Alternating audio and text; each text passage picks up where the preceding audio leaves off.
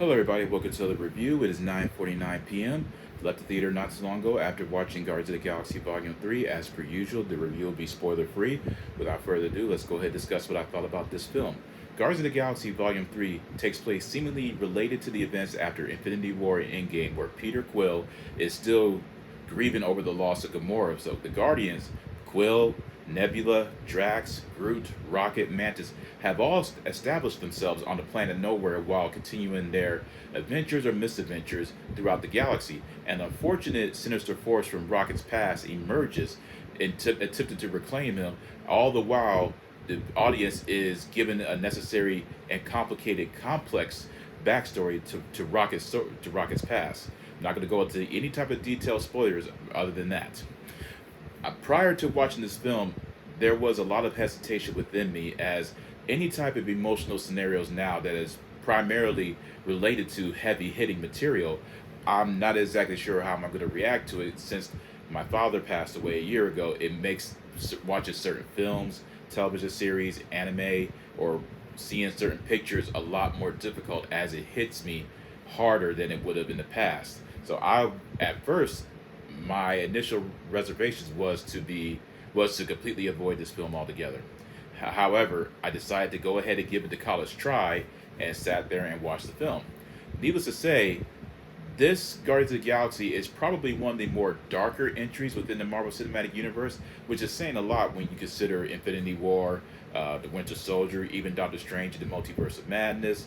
There's a lot of material to digest here, and there's a lot of heavy hitting emotions that James Gunn has found a way to brilliantly captivate you in a manner of presenting material that's going to make you laugh and tug at your heartstrings. And it's a perfect balance between the two that I must admit that he definitely deserves a lot of praise for being able to not only create characters that we all have fell in love with throughout the years, still you feel yourself becoming so immersed with the universe. And that to me is such a monumental reminder of what a talented director and writer that he is.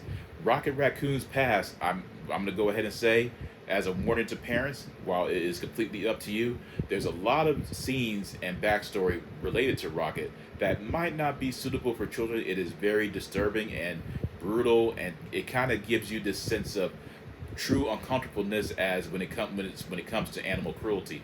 I myself, an animal lover, it was very hard for me to sit through certain scenes, and there were times where I almost walked out. There were times where I had to close my eyes tightly, or I felt the tears starting to manifest, and I had to really put myself in a position of drowning out or more or less burying those emotions in order to not lose control of my composure. Once that was able, Once I was successfully able to make it through that, everything else came quite easily for me. Everyone involved, the actors and the actresses, does an amazing job. They have wonderful chemistry with one another. Everyone from Chris Pratt, Zoe Sandela. I'm not even going to attempt to pronounce the actress who plays Mantis, her name. You have Dave Batista does a wonderful job as Drax.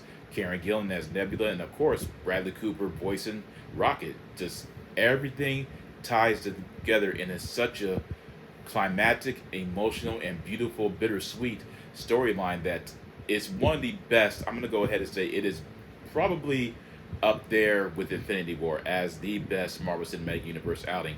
Their comedic timing is wonderful. The visuals are a lot better compared to the past entries. You have the action sequences is a drastic improvement. Favorite sequence of all time by far has to be the hallway sequence. As per usual, Marvel has to have an amazing, extravagant, complicated one take hallway sequence that literally blows my mind. How they did it, it was like a comic book coming to life. It's a shame that none of these type of action sequences were included within the first two Guardians of the Galaxy. A lot of Easter eggs, references to the past, and certain characters that make surprise appearances. Overall, this film was very well made. There's a lot, and once again, as I mentioned, there's a lot going on with the inclusion of Adam Warlock, which is he does Will Poulter does a great job as a character. However, it would have been more preferable had he shown up in, say, Infinity War or even Endgame, or even prior to that, maybe in the first Guardians of the Galaxy or the second one, where he was essentially built up to be this new threat that was going to take down the Guardians. However, unfortunately, that did not work out.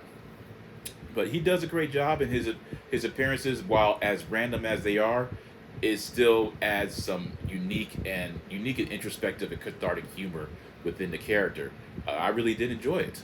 Uh, Music wise, phenomenal. They've always had the Guardians of the Galaxy films have always had a great sentimental value when it comes to incorporated 60s, 70s, 80s, and 90s and early 2000s music within the confines of the musical score. It's one, like I said, it is amazing to watch the story unfold.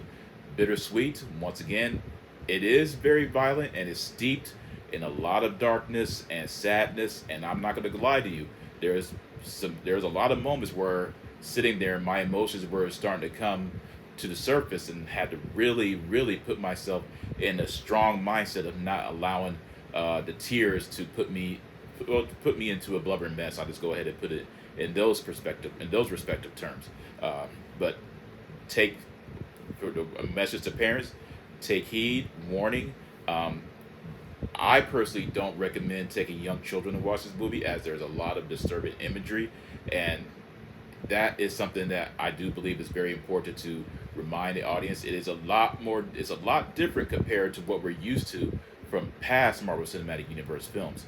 Other than that, I'm going to go ahead and give Guardians of the Galaxy Volume 3 two thumbs up, a 10 out of 10. Highly recommended, very powerful, strong emotionally, well organized story, great character developments, and that is my review. I hope you all enjoyed it. Let me know in the comment section what you thought about it. If you have watched it, visit me on my Discord or my Facebook and leave a comment as well. Take care and peace out.